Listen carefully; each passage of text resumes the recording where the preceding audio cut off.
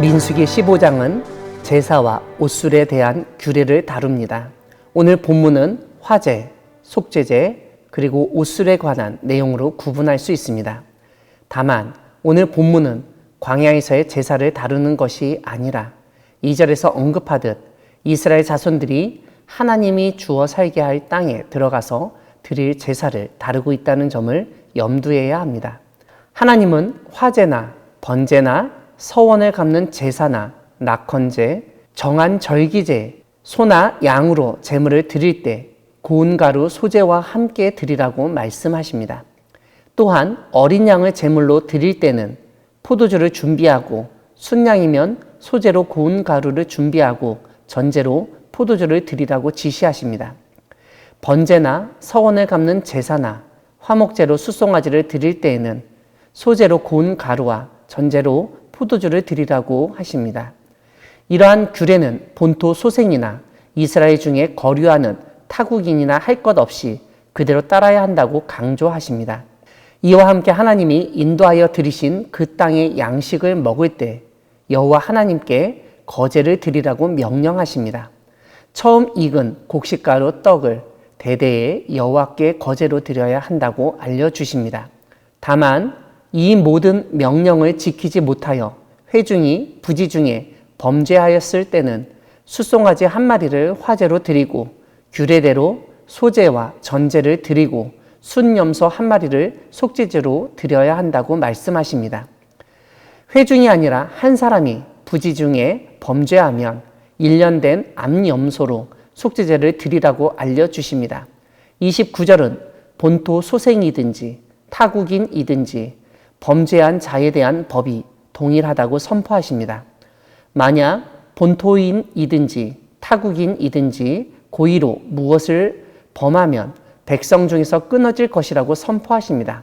오늘 본문에서는 고의로 범죄하는 사람은 여호와를 비방하며 여호와의 말씀을 멸시하고 명령을 파괴한 것으로 규정합니다.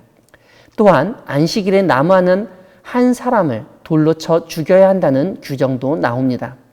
오늘 본문 뒷부분은 이스라엘 자손들은 그들의 옷단 귀에 술을 만들고 청색 끈을 그 귀의 술에 더하라고 명령하십니다.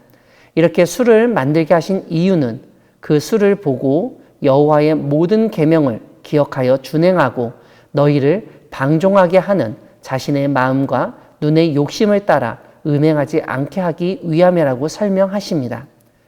사랑하는 광야교회 성도 여러분, 하나님은 이스라엘에게 땅을 주시고 그 땅의 곡식으로 양식을 먹을 뿐만 아니라 소제와 거제를 드리도록 하시는 분이십니다. 인간은 땅에서 자라는 곡식을 먹으며 살아가는 존재입니다. 인간이 땅을 차지하고 곡식을 재배하고 수확하지만 사실 땅과 곡식을 주시는 분은 하나님이십니다.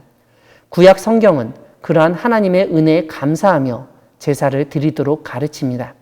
이러한 제사법을 잘 보여주는 책이 레위기입니다. 다만 레위기는 광야 생활에서의 제사법이 주된 내용이라면 민수기에서는 가나안 땅을 정복하고 정착해서 농경 생활을 하게 됐을 때 제사법을 알려줍니다.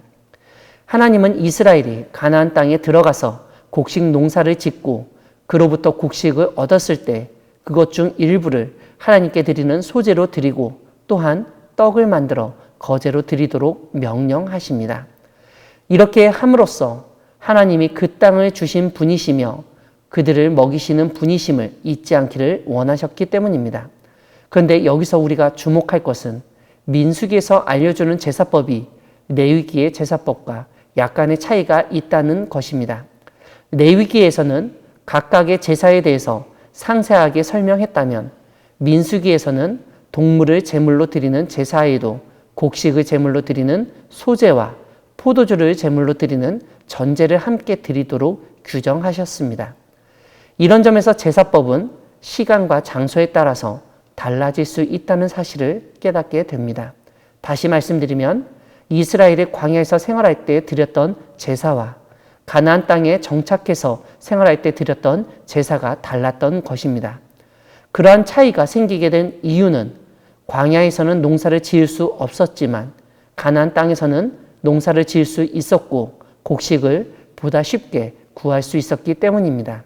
만약 제사법을 오늘날 예배와 연관시켜 이해한다면 우리가 드리는 예배 역시 시간과 장소에 따라서 얼마든지 달라질 수 있음을 깨닫게 됩니다. 다만 이렇게 시간과 장소에 따라서 제사법도 달라지니 사람에 따라서도 법도 달라질 수 있다고 여길 수 있습니다.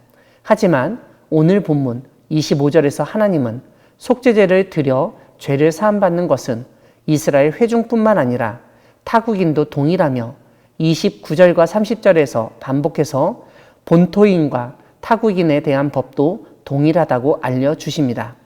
시간과 장소에 따라 제사법의 변화를 허락하셨지만 속죄제와 범죄에 대해서는 본토인과 타국인이 동일한 규례와 법을 따르도록 하셨던 하나님을 기억하며 변화하는 세상 속에서 하나님이 알려주시고 기뻐하시는 방식으로 하나님을 섬기는 우리 모두가 되기를 소망합니다. 아멘.